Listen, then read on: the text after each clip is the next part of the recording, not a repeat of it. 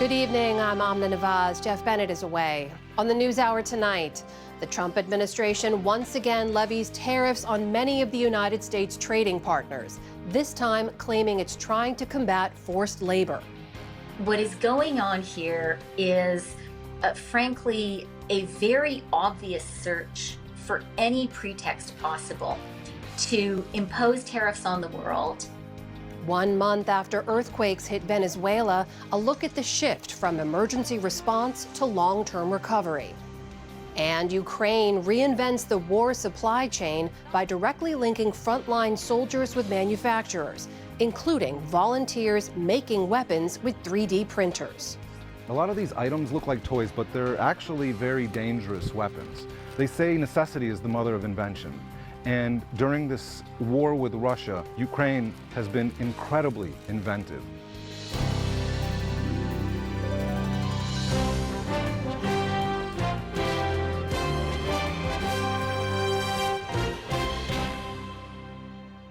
Major funding for the PBS News Hour has been provided by the William and Flora Hewlett Foundation, for more than 50 years advancing ideas and supporting institutions to promote a better world, at hewlett.org. Friends of the NewsHour, including Jim and Nancy Bildner, and the Robert and Virginia Schiller Foundation. The Judy and Peter Bloom Kovler Foundation, upholding freedom by strengthening democracies at home and abroad.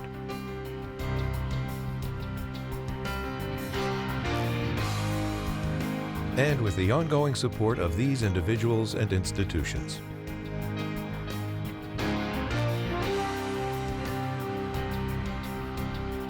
And friends of the NewsHour.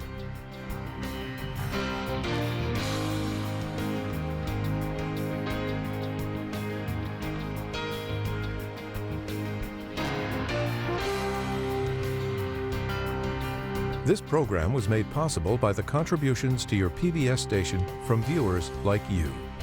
Thank you. Welcome to the NewsHour. The latest set of tariffs from President Trump took effect today for more than 80 countries, covering virtually all U.S. imports. The levies range from 10 to 12.5%, and they replace another set of temporary tariffs the president put in place after he lost a Supreme Court ruling earlier this year. Today in the Oval Office, he defended the move.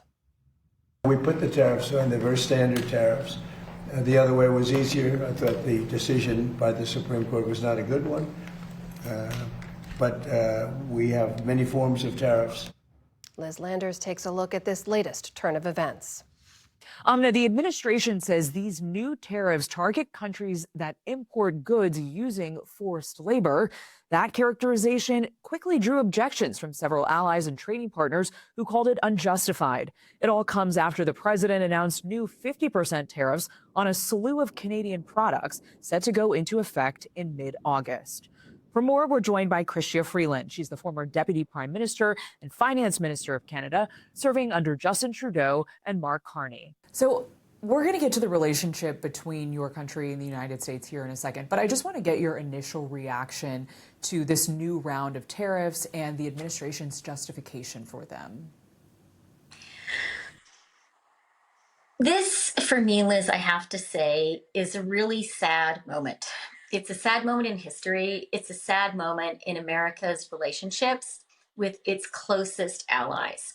Because what we are seeing is the United States beating up more fiercely on its allies, on its close friends, than it is on the countries to which it is antagonistic.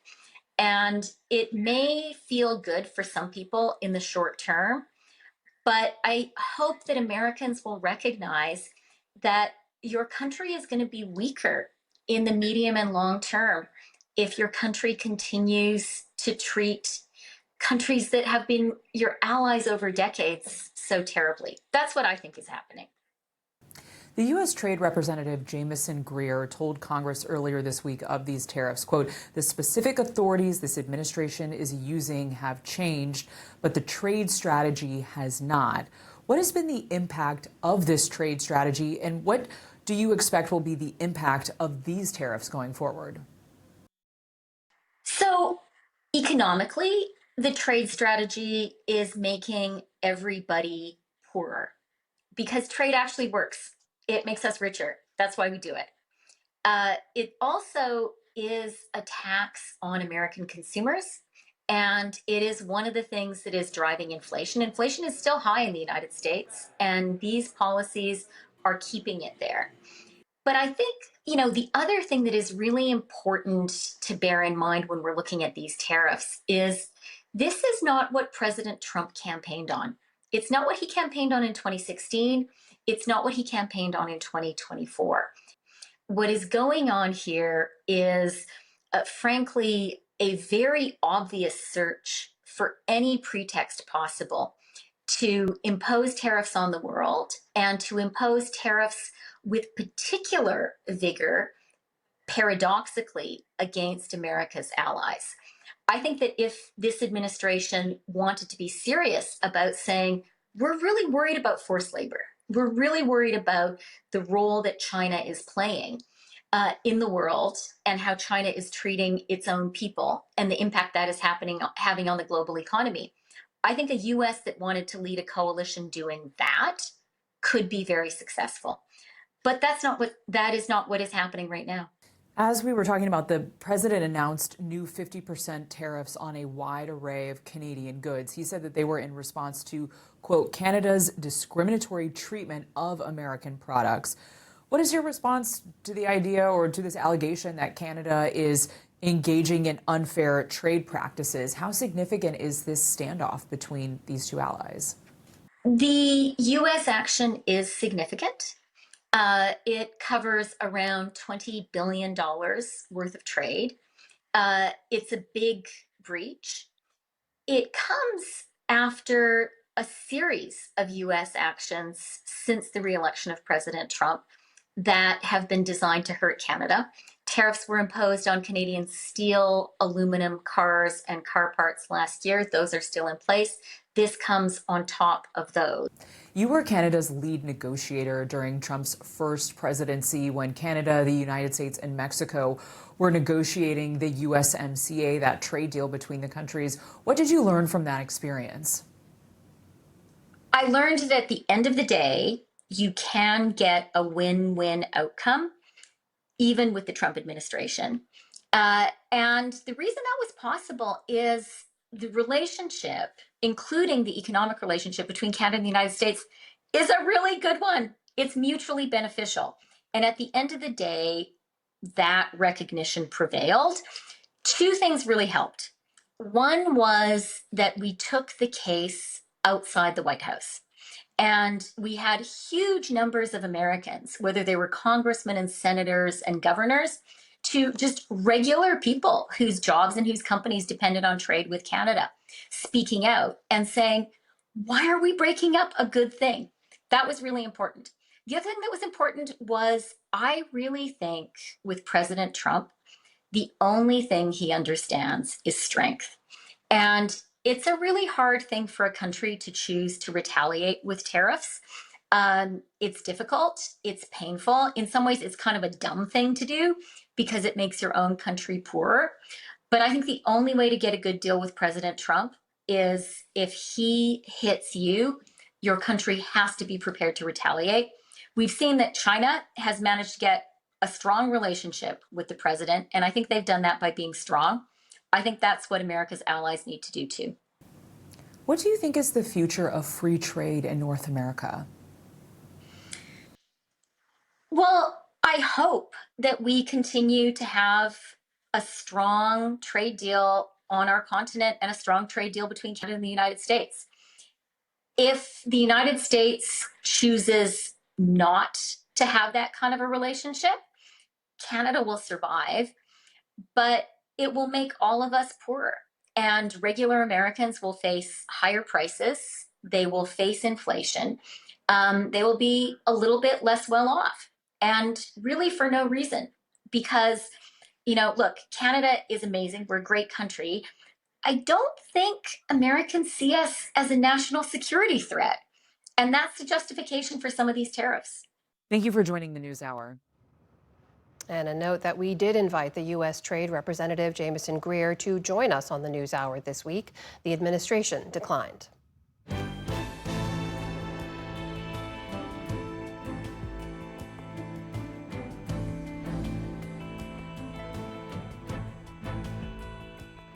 We start the day's other headlines with two health updates from the CDC. The agency says the U.S. has now seen more cases of measles so far this year than in all of 2025.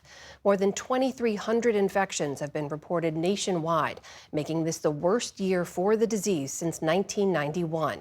Outbreaks in South Carolina, Utah, and Arizona have sickened hundreds of people, most of them unvaccinated.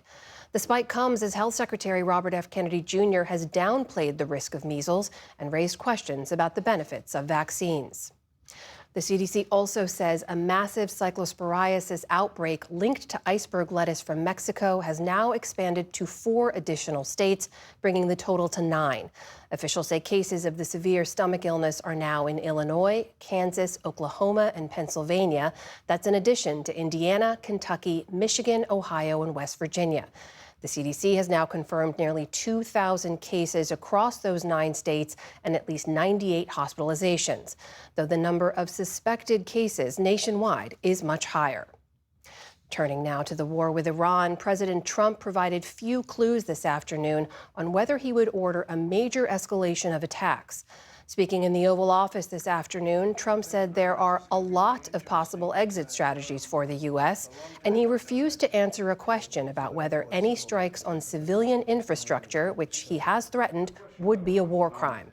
Instead, he insisted that talks are ongoing and that the U.S. remains ready to carry on with its attacks. We're locked and loaded and ready to go, but we're talking to them, so I think while we're talking, we'll see what comes of it. Meanwhile, Iran struck U.S. military targets in the region earlier today in response to the latest U.S. strikes.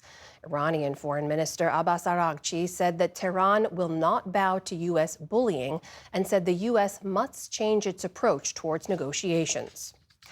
The Israeli military is deploying more troops to the occupied West Bank after one of the deadliest shootings there in months.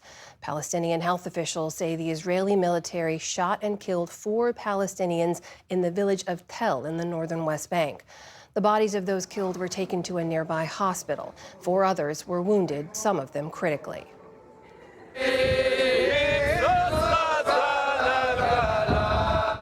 Meantime, Israelis buried a 32-year-old reserve soldier who was killed in the shooting, one of at least 2 Israeli fatalities.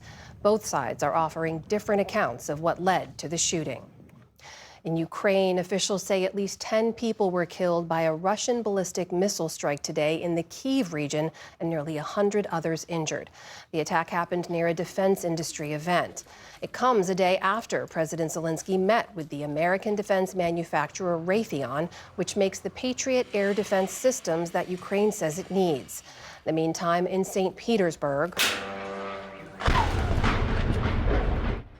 plumes of black smoke stretched into the sky after the latest Ukrainian drone attack on warehouses owned by Russia's largest online retailer, Wildberries. Kyiv says the retailer supplies the Russian military, which the Kremlin denies. In Western Europe, raging forest fires are forcing tens of thousands of people to flee. In southwestern France, fires have consumed around 50 square miles, not far from Bordeaux, since Wednesday. Some homes were reduced to rubble. Authorities in Spain have declared a national emergency as fires burn near Madrid. Shelters are filled with evacuees. One survivor described how quickly the flames consumed his home. I had to run from my house. It was a ball of fire, and if I'd been 5 minutes later, it would have wiped us out. My wife put her foot down, and that proved crucial. The fires come as Europe has suffered intense heat waves in recent weeks. Both France and Spain are getting help from neighboring countries to combat the flames.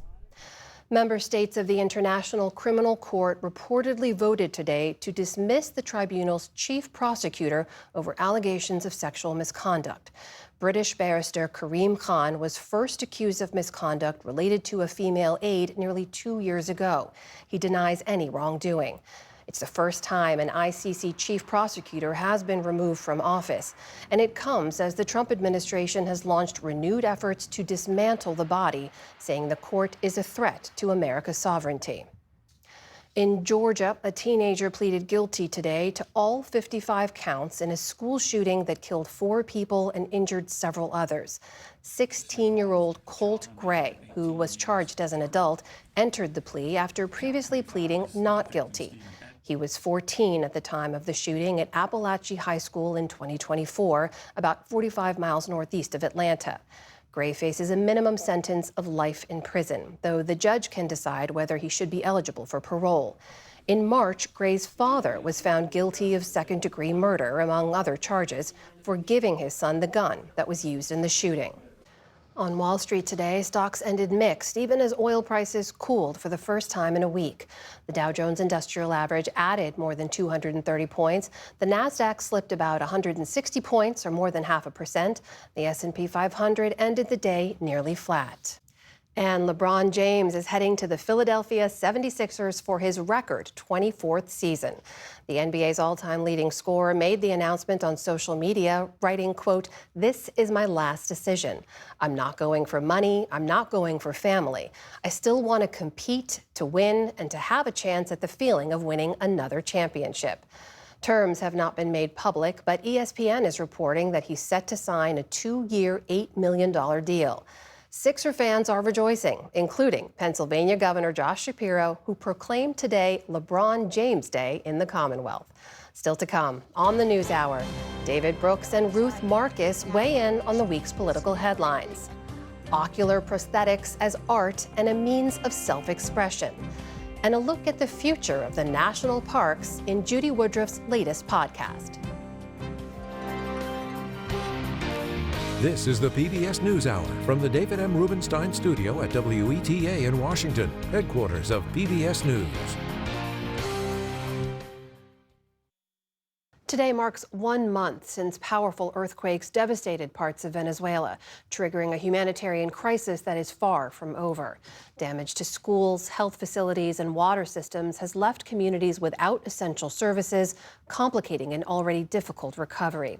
Joining me now is Nate Mook, who leads the aid organization All Hands and Hearts. He's just returned from Venezuela. Thank you so much for being here. Thanks for having me, Amna. You literally got back to the United States today after a week on the ground. So just tell us, what does it feel like? What does it look like on the ground in Venezuela? It's really hard to describe in words the scale of the devastation. It's a little surreal because Caracas, the capital city, has mostly been spared by the earthquakes. And so it's sort of getting back to normal. But as you drive north to the seaside, which is the community of La Guaira, which was hit by the 2 earthquakes back to back, it just looks almost like a war zone. You know, I've spent time in Gaza, and that's kind of the closest I can describe it. Just buildings completely brought down to the ground. And I think what's so tragic is now, a month later, Venezuelans are still there, standing on these buildings, digging down, trying to find their loved ones. Tell me about some of the people you met on the ground. So we met this amazing woman named Laura. And Laura lost her brother-in-law and some other family members that were in one of the buildings that came down. You know, it happened so quickly. Just the scale of these massive towers, building towers, brought down to the ground is just really hard to describe. So Laura has been there from the start with friends and other people who lived in the building, just digging. She has, shovels and buckets, and people are doing what they can with sort of power tools that you would get at a Home Depot, for example. They have some heavy equipment in Venezuela, but not to the scale that's needed. So for the most part, they're just on their hands and knees kind of working and trying to get through. They know generally in the building where their family members were, but accessing those areas and getting to those bodies now is what's difficult. And Laura told us that, she can't leave because, they need to have closure. They need to give their family member a burial. Nick, you've been in a lot of disaster zones. You've seen a lot of responses. What do you make and what can you tell us about the Venezuelan government response, knowing they were already facing economic and political crises before this, and also the U.S. government response, knowing organizations like USAID are not what they once were? Yeah. So it's really been incredible. I think you have a few different pieces. You have the U.S. government, which surged in resources and support right away. This has been one of the biggest responses from the State Department to a disaster in a very long time. And you have Marines on the ground running the major airport there. You have a lot of cargo flights bringing aid in. You also have the Venezuelan government that has mobilized a lot of members of the military and police, and you see them out, and they are assisting, and there's a lot of civil protection out there, kind of helping to dig in some cases and support families. And then you have the international NGO community that has also surged in support, like All Hands and Hearts and our local partners on the ground. We were active from day one, just trying to surge in what we can. But the scale of kind of the damage and how it is so spread out, because the earthquake, it's not sort of in one spot. It's really, quite a wide area that's affected. And so you'll see a huge amount of assistance in certain areas. And then in other areas, there really isn't much help at all. We have a Venezuelan team on the ground. We have Venezuelan partners, and they are working, 24 hours a day. One of our partners, Claudia, runs the Impact Hub there. This is sort of an entrepreneurial center. Think of like a WeWork. And yesterday, she went and delivered tools to family members that are digging, and she literally, is going to hardware stores. And so there is something truly amazing to see of the Venezuelan people kind of surging in support. I think the big question is, where do we go from here? Yeah. I mean, that is the big question. You guys, your organization's been on the ground since the beginning of this. As you mentioned, other organizations are there. You've delivered food, clean water, shelter, tools, communications equipment. But the UN says nearly 500,000 people are still in need of humanitarian assistance. Tens of thousands are in temporary camps. What's the most urgent need right now? Yeah. So what we're seeing now is this sort of shift from the rescue to kind of stabilization and eventual recovery. I was just at a community camp that is called El Campito, and it's at a baseball field. They literally turned a baseball field and started building little kind of shelters with tarps. And so we brought in clean water and a Starlink so they'd have some internet connectivity. We've kind of tried to find these pockets of support. There are also people living on the streets. If their home was damaged or, maybe wasn't fully demolished, people don't want to leave. Yeah. Their whole lives are there. All of their stuff is still in their house. And so they've sort of set up camps right outside.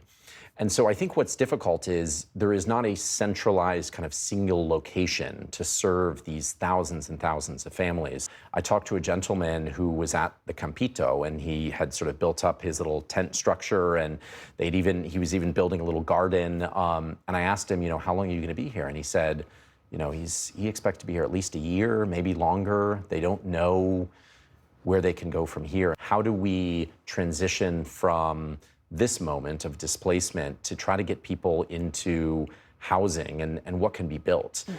But the scale of the debris removal and the cleanup that needs to happen, that really hasn't even begun yet, because family members, as I said, are still searching through the rubble.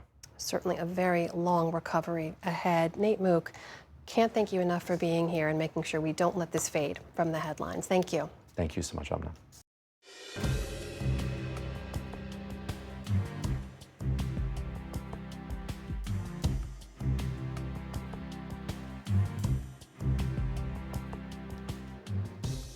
Last week, Ukrainian President Volodymyr Zelensky dismissed his tech-savvy defense minister.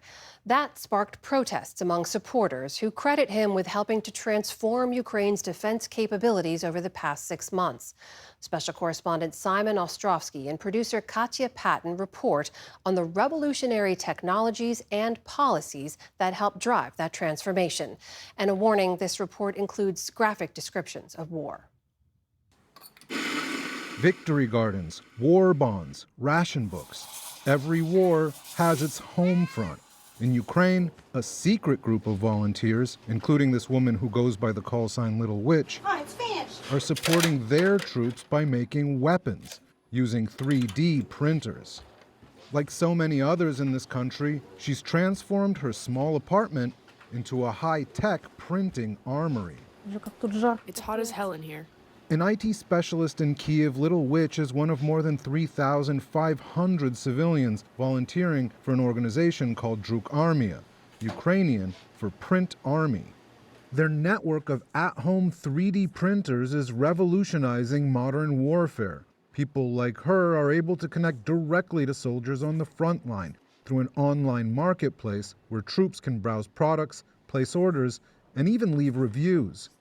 Everything is free, funded entirely through voluntary donations. Our guys sent me a video with items that we printed at home and said, like, yesterday you sent it to us and today your items killed Russian guys.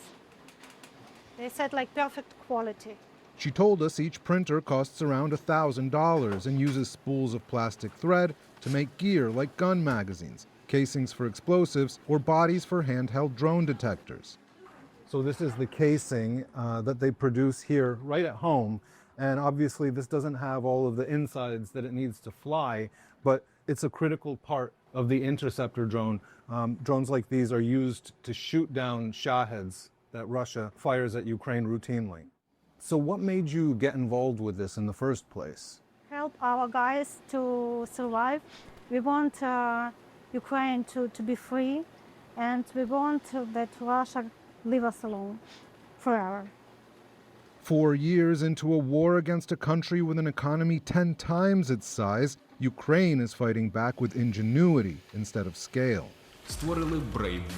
On another platform called Brave One Market, soldiers earn points for confirmed kills and can redeem them for weapons, a gamification of war designed to keep them motivated.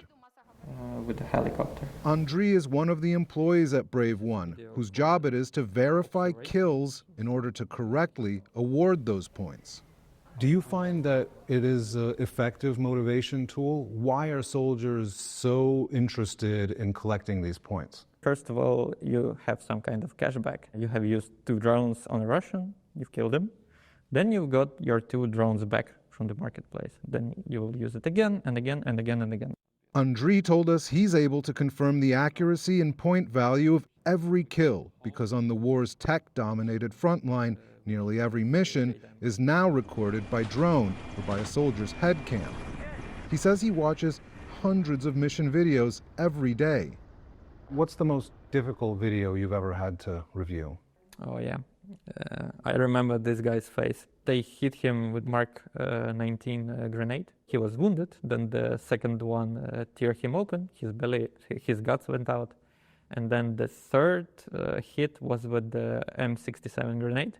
It just landed in his guts, like in the stomach. You can imagine the results. Remarkably, Brave One and the Print Army's products both get delivered directly to soldiers on the front line, reaching positions at Amazon Prime speed.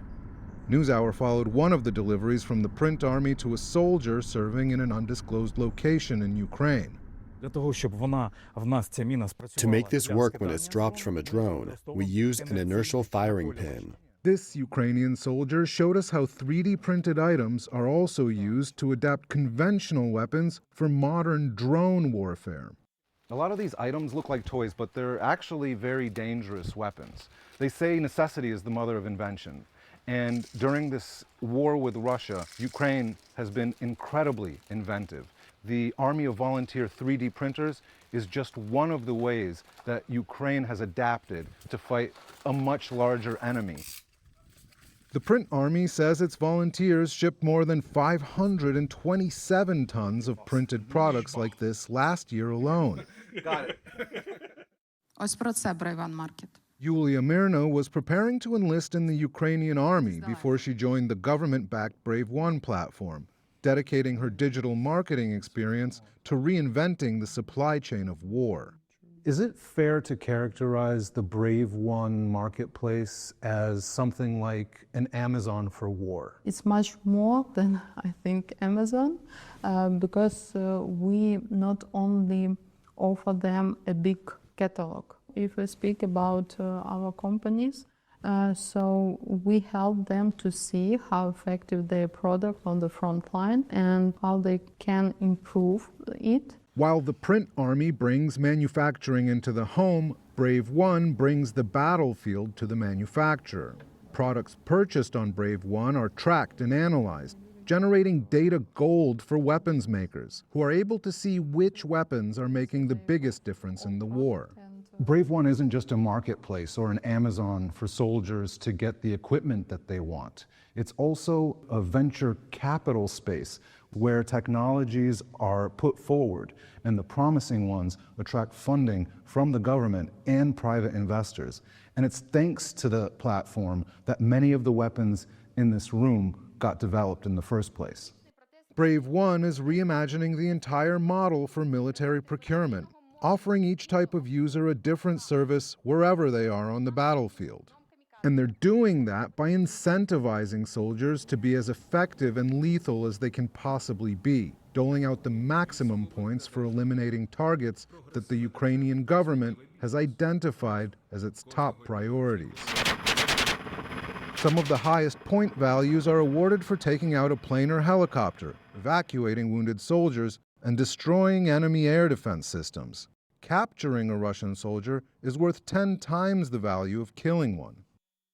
While Andriy works from a desk in Kyiv, the hundreds of videos he's verifying offer an up-close and gruesome view of life and death on the front line. How does it feel? I mean, how do you feel after having watched so many kill videos yourself? Well, that's war. We are fighting our own small war. I have a sense of duty. And I also want my father to get back home safe. Your father fights on the front lines? Is it a tough job? In a way it is. What's tough about it? The gruesomeness of this, it's kind of like if you watch one video, that's okay, 2, 3, 4, okay, but several hundred a month like this, yeah, it kind of... It affects you psychologically. Yeah.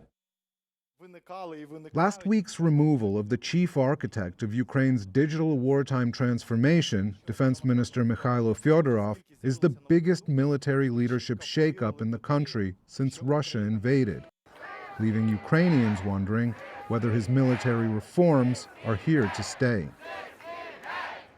For the PBS News Hour, I'm Simon Ostrovsky in Kyiv.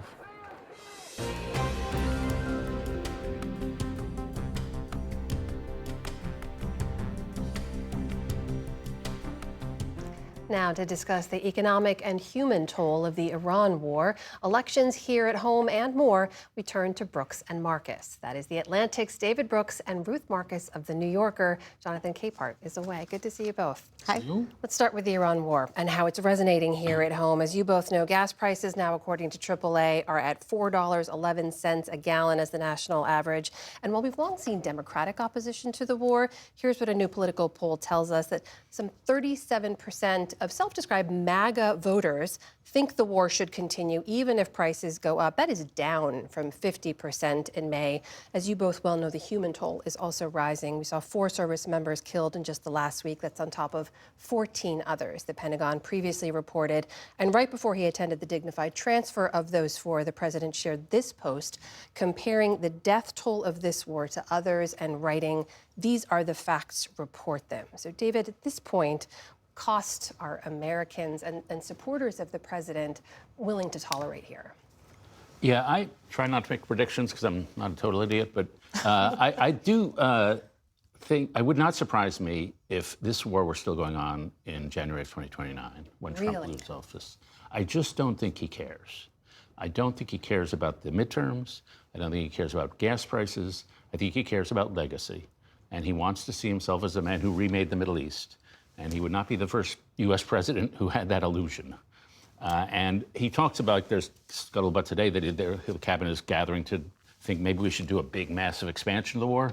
I don't think we have the material to do that, like the missiles, all that kind of stuff. So it would not surprise me if this dragged on with this, what we've been seeing in the last couple of months of a missile exchanges, small exchanges, this, that, talk, non-talk. And that could go on forever. And, you know, MAGA came into office saying we will have no more forever wars. Well, here we are. I have that written down right here. He's gotten us into the kind of forever war that he's pledged that he was going to avoid. And it's not even a forever war, it's like a Groundhog Day war, because we're in this same cycle of threats and then retrenchment and threats and retrenchment, and we have an MOU and we don't have it.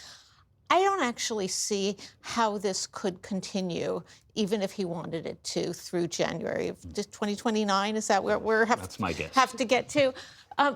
For this reason, exactly what you said, Amna, people are fed up. MAGA is fed up. I filled up the other day at the pump, and it is painful. And it's painful for a lot of people. And I just don't think, even if he wants to, even if he doesn't care about the midterms care about him. And even if he wants to persist, Congress at some point, the first rule of politics is self-preservation. They have not shown a willingness to stand up to him and defund the war yet. Mm-hmm. But that if we are slinking whatever towards 2029, I think we will see that at some point, because this is intolerable for people. It's intolerable for the global economy as well. Use the word painful. We should underscore most painful for the families who've lost someone in this war. While we're talking about the region, because it's already undeniably rippled across the region, this is the same week the Trump administration signed a nuclear deal with Saudi Arabia that lets U.S. companies supply nuclear reactors and fuel for a nuclear energy program in the kingdom. The president says that this deal bars them from uranium enrichment for weapons purposes. He also said yesterday the deal hinges on Saudi Arabia essentially normalizing relations with Israel, which Saudi leaders have said they will not do unless there is a path for a Palestinian state. David, we have talked about this before, but the president announces a deal and then throws a wrench in it. What's going on here? Well, he likes doing deals with the Saudis. He thinks he can make money for American corporations. And this little wrinkle is probably going to not make it not happen unless Trump drops the wrinkle. The big picture here is that as U.S. nuclear umbrella withdraws from the world, as America begins to play a smaller role in the world, all sorts of countries around the world are thinking, holy cow, we need nuclear weapons. The Saudis are thinking that. The Japanese are thinking about that, of all nations. The Poles are thinking about that. Know. They would know, and they've suffered.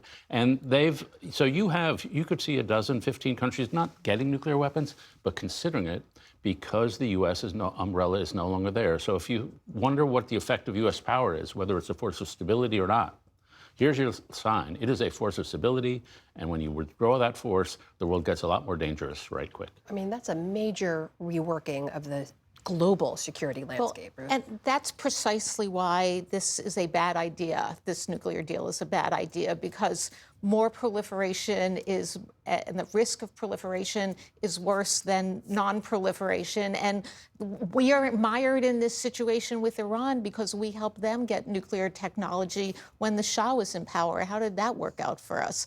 So Trump, and it was a bad idea, by the way, when the Biden administration was talking about doing this. So it at least had the prospect of getting the benefit of Israeli recognition.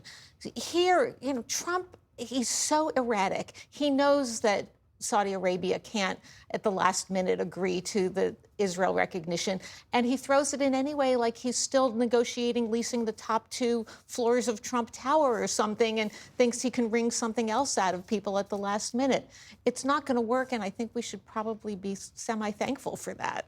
Well, while I have you, I want to ask you about some political takeaways from election results we saw this week, because back here at home, we saw the crucial swing state of Arizona hold their primary elections. On the Republican side in particular, we saw 3 prominent election deniers win their races, these primary races, for governor, for secretary of state, and for attorney general. David, when you look at these results, what stands out to you? What does it say to you about the party or just about Arizona? Yeah, I once interviewed a guy who has got the nomination of a major party, and they said, "What did you learn when you get the nomination?" And he said, "I learned we have no party. We call it a party, but there's nothing in it's like a box with nothing in there." Donald Trump has actually filled in the box. Some of it is just the Trump persona, but he actually has a structure. He has an organization around the country. They control the local activist community. And therefore, they win these primary elections, at least, because they actually have a party. On the Democratic side, it's not clear they have a party yet, because you look at the candidates that have been championed by the Washington Democrats, they have a pretty poor batting average. They won 1 out of 2 in Arizona, let alone what happened in New York and other places. And so the Democrats don't have a party. And Trump has a party. It just means it involves nominating a lot of election deniers. But they do have a structure, and I wonder whether it will last after Trump, whether MAGA is a thing after Trump. And I think it's not just the Trump personality. I think they actually have cadres, they have a structure, they have believers. So it works the way a party used to work, frankly. So I think you're a lot more bullish on the future of the Republican Party than you should be. And I don't think this is just wishful thinking. For this reason, if you're looking at this election in Arizona through the lens of Donald Trump, who doesn't care about the midterms, but kind of cares about the midterms, you're going to feel pretty good about this. He asserted his power. He has, I agree with you, shaped the party and bent it to his will. But here's the situation. In Arizona, there are 313,000 more Republican voters than Democratic voters, yet there are 2 Democratic senators from Arizona, and the top 3 statewide officials in Arizona, including the governor, are Democrats. Why is that? Because Republicans, led by Trump, are nominating precisely the wrong kind of people. So bully for them that they got their election deniers in the primaries. That's not that hard. How are they going? You see the nominee, Andy Biggs, for governor trying to remake himself, but let's be serious. He is the former head of the House Freedom Caucus and a leading election denier. He can deny that now or try to soft play that now. But this is going to be a harder road for Republicans to regain power in the state than it would have been if they had taken a less Trumpy, more sensible approach. Just a quick minute left here, but I want to get both of you. Just more than a week after the president delivered a primetime address and blamed China for election interference in 2020, every time he is asked about it, there do not seem to be any repercussions for that alleged interference. David, why not? Because he's the present tense man. Everything is happening at that moment, and what happened yesterday doesn't matter. What happens tomorrow doesn't matter. He's doing what's happening at this moment. And in this case, I happen to be glad, because the China charges were bogus, and we need to have a relationship with China. And so he's like letting us have a relationship with China and not letting bogus charges get in the way. So I'm glad he forgot what happened yesterday. This was never about calling China to account or punishing it or cracking down on it. This was just about convincing the voters, if he is to lose in November, that they shouldn't trust that. It's not about China. It's about the United States and about diminishing confidence in our election system. And meanwhile, President Xi will be visiting the White House in September. Ruth Marcus, David Brooks, great to see you both. Thank you so much. Thank you.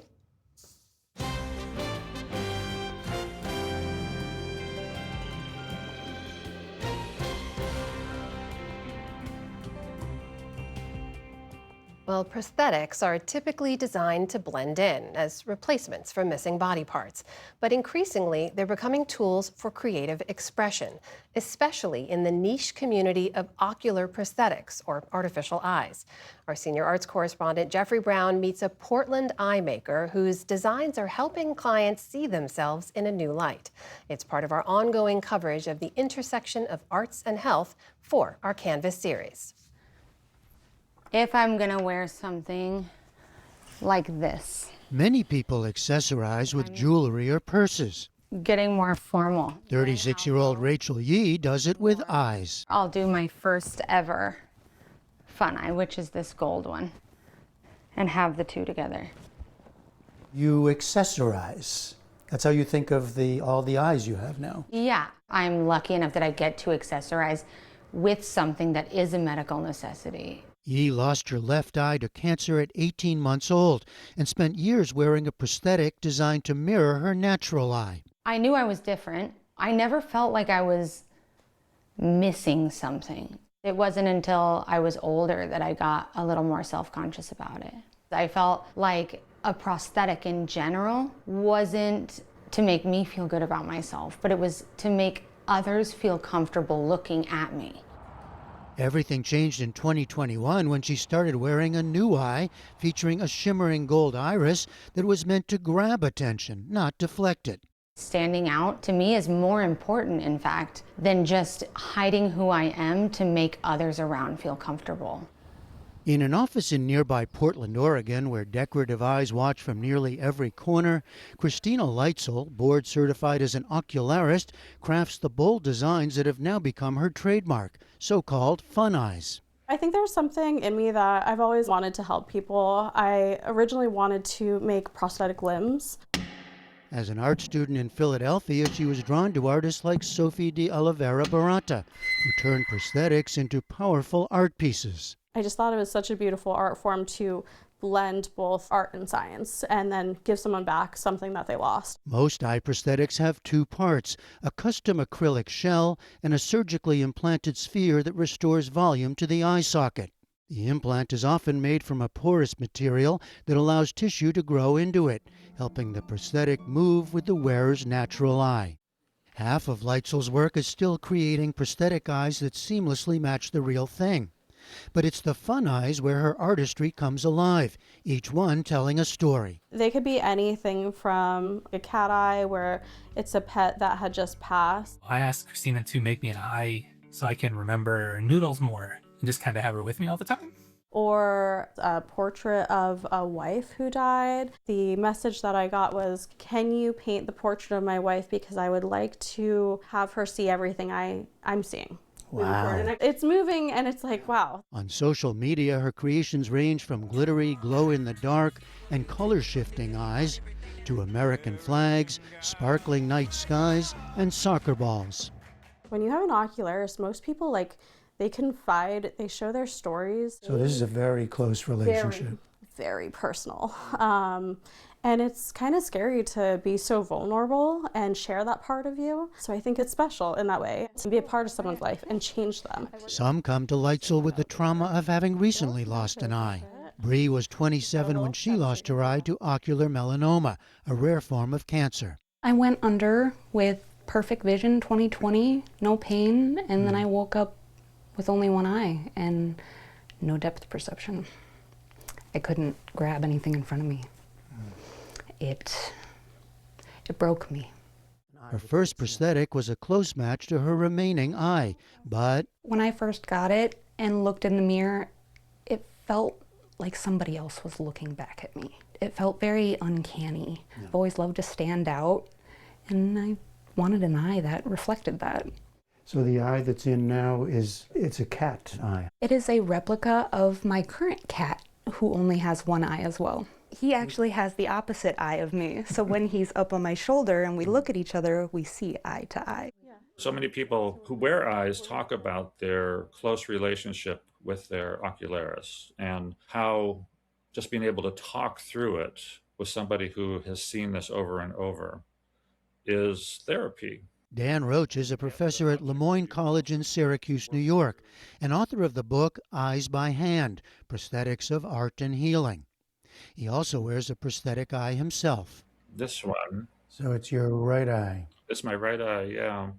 And sometimes I look in the mirror and I can't tell I forget which is which. His book traces the long history of prosthetic eyes, from the inlaid eyes placed in mummified bodies in ancient Egypt, to rudimentary eye coverings designed by a French surgeon in the 1500s, to eyes made by glassblowers in Venice in the 18th century, and on. It's a very slow history, not a lot of major changes over the course of time.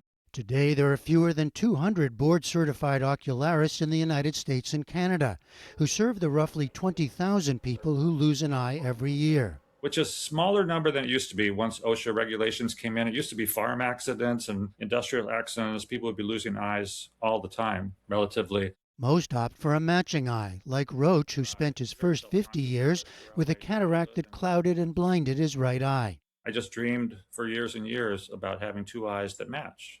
Just sort of a normal gaze. And when I looked in the mirror the first time and saw that thing that I had been dreaming about for decades, it was, it's trite, but kind of a dream come true in that regard, yeah. Because ocularistry sits at the intersection of art, medicine, and psychology, insurance coverage is often inconsistent. Some plans will cover the cost of a traditional prosthetic eye, which can range from $2,000 to $10,000. But insurance will not cover a fun eye. Having access to someone that will create Fun Eyes was hard enough on its own, and paying for it on top of that is not doable for a lot of these families who have already gained so much medical debt. 12-year-old Gracie Corrigan lost her eye at 2 years old to retinoblastoma,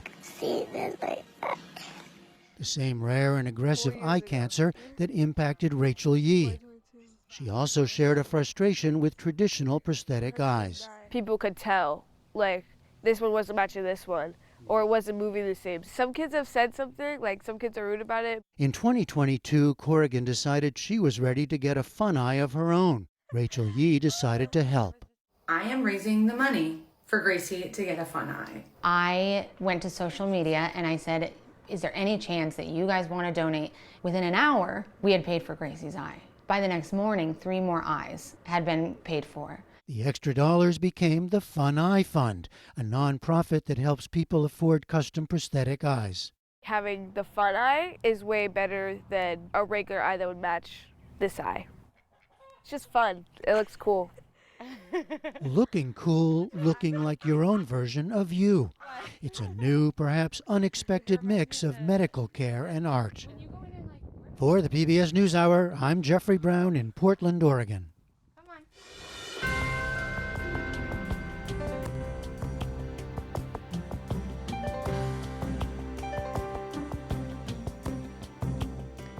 Finally tonight, we have an excerpt from Judy Woodruff's podcast, In Pursuit of Happiness. This week, Judy explores how America's national parks preserve not only the nation's most spectacular landscapes, but also some of its most important history. Her guest is Jason Epperson, a podcaster and RV traveler who spent years getting to know the parks with his family. Do you have favorites that you like to share that you've been to over and over again?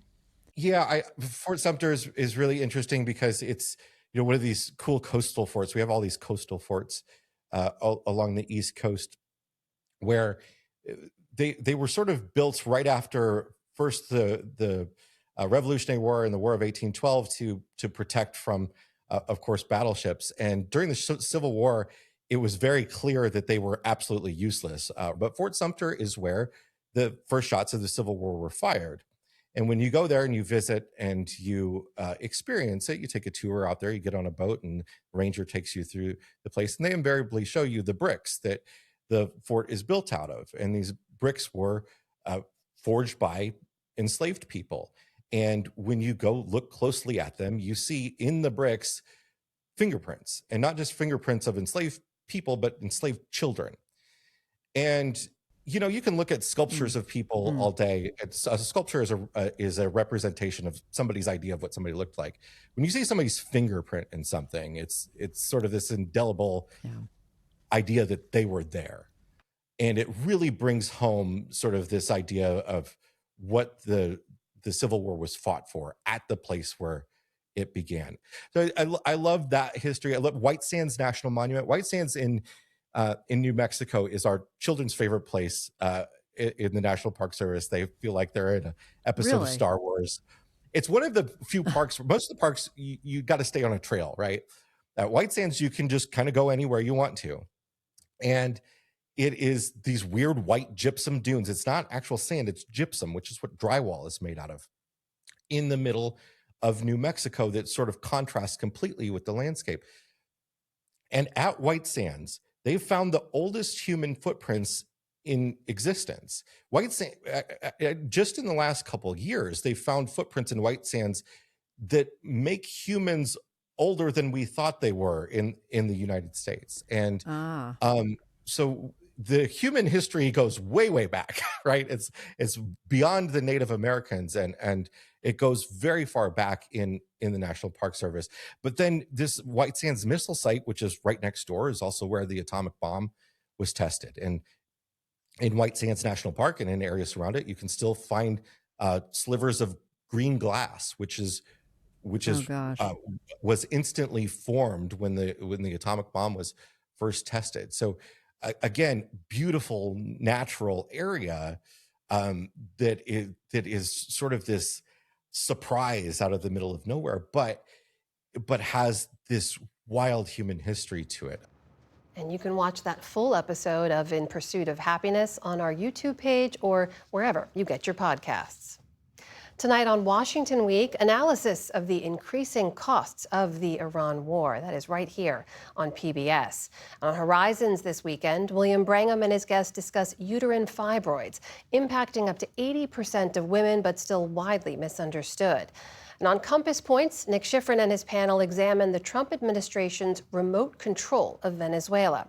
You can watch both Horizons and Compass Points on our YouTube channel, wherever you get your podcasts, and on your local PBS station. Check your local listings. And that is the NewsHour for tonight. I'm Amna Nawaz. On behalf of the entire NewsHour team, thank you for joining us and have a great weekend. Major funding for the PBS NewsHour has been provided by the ongoing support of these individuals and institutions, and friends of the NewsHour, including Kathy and Paul Anderson, and Camilla and George Smith. The Walton Family Foundation, working for solutions to protect water during climate change so people and nature can thrive together.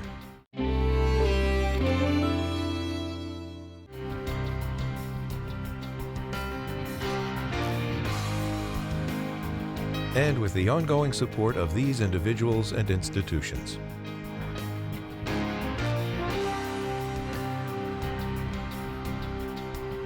And friends of the NewsHour.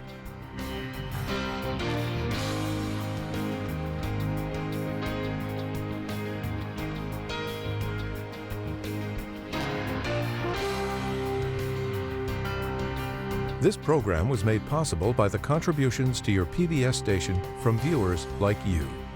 Thank you.